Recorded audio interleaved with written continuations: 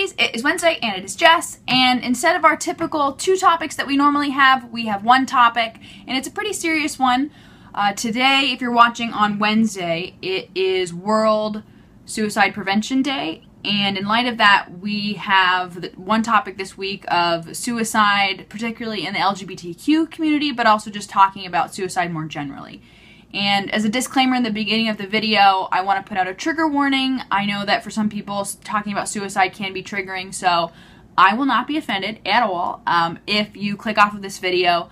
I've made about 70 odd other videos that you can watch if you want to, so no worries there, but otherwise we're just going to dive right in.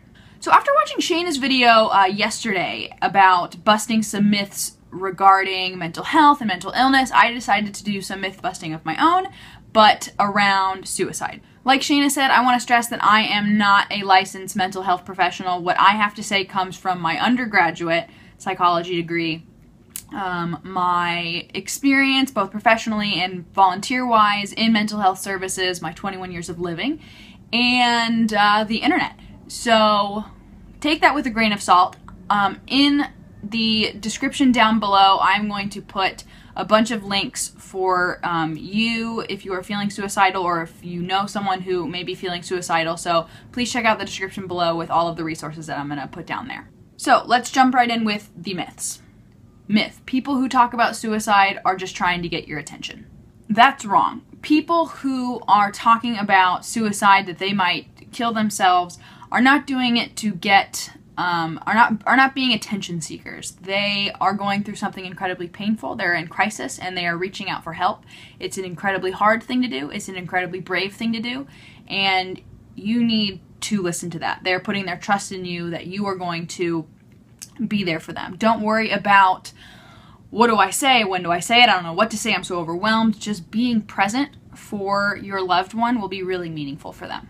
Talking with your loved one about their suicidal ideation can be effective in reducing their suicidal behavior.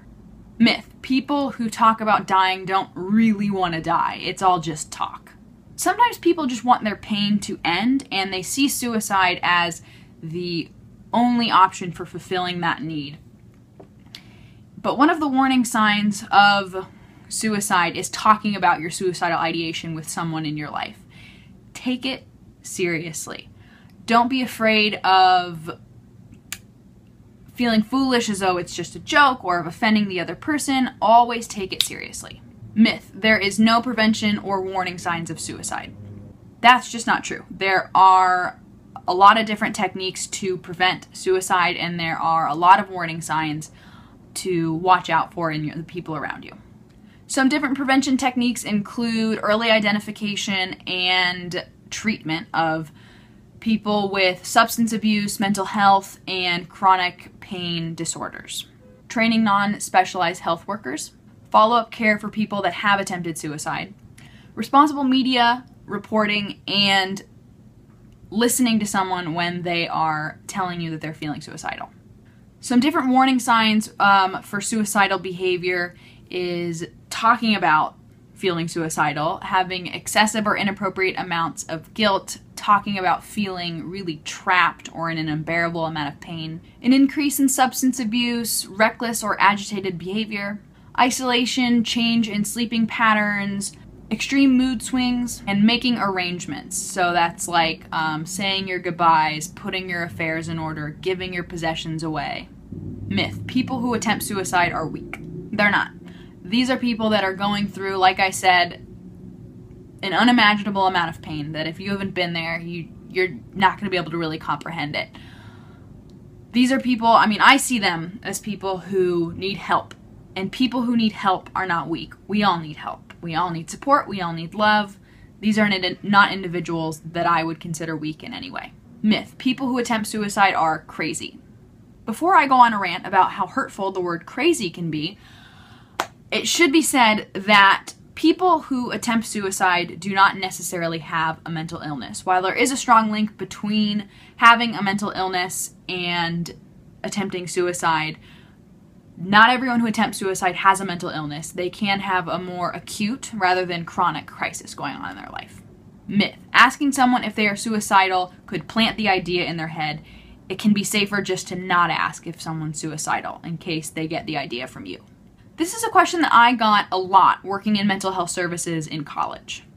Asking someone if they are suicidal does not put the idea in their head, and there is data and research to back this up. If you're concerned, ask. I have asked people have asked me. Don't be afraid of feeling foolish or feeling like you could offend someone or feeling like this just could be a big joke. You could be saving someone's life by asking them this question, and in light of that, these other concerns shouldn't stop you from asking. Myth: once someone is suicidal, they're going to be chronically suicidal for the rest of their life.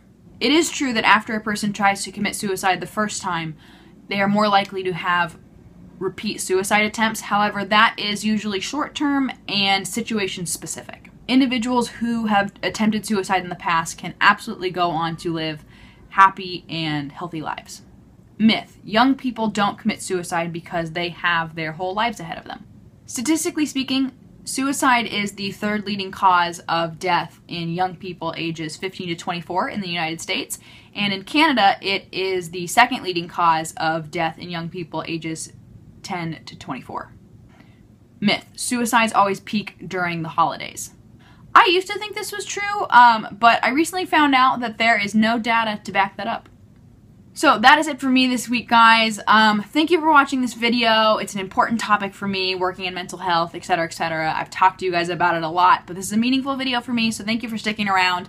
In the description below, I'm going to put tons of resources for you guys. If you are feeling suicidal or if you know someone who may be, please use those resources. I hope you guys are well.